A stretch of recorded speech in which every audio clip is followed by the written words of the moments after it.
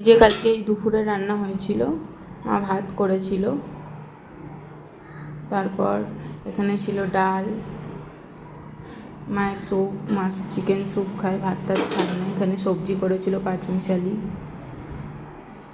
তার সাথে ছিল পোনা মাছের ঝাল।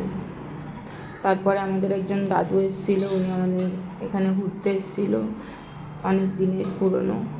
তারপরে আমরা বিকেলবেলা বেরিয়ে গেছিলাম, একটু খাচ্ছিলাম ফুচকা। দেখুন এই দেখুন ঘুগনি ফুচকা, ঘুগনি দিয়ে ফুচকা তো খেয়ে নিয়েছিলাম। তারপরে রাস্তায় একটা কুলফি দেখেছিলাম, কিন্তু টাকা খুচরো ছিল না বলে আর ওই কুলফি খাওয়া হয়। তারপর এখানে একটা বাচ্চা আমার কাছে পড়তে আসে, বাংলায় পড়ে, ও পড়তে চলে এসেছিলো।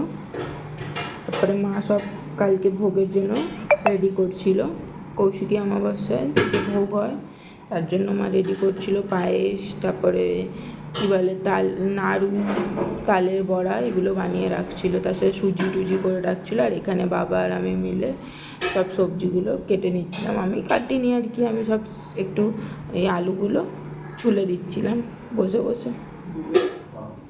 তারপর এখানে রাত্রিবেলা আমরা খেয়ে নিয়েছিলাম বিরিয়ানি, মা আর আমি বিরিয়ানি খেয়েছি, আর খেয়েছে রুটি আর মাছ, কেন কি এরা বাসি খায় না।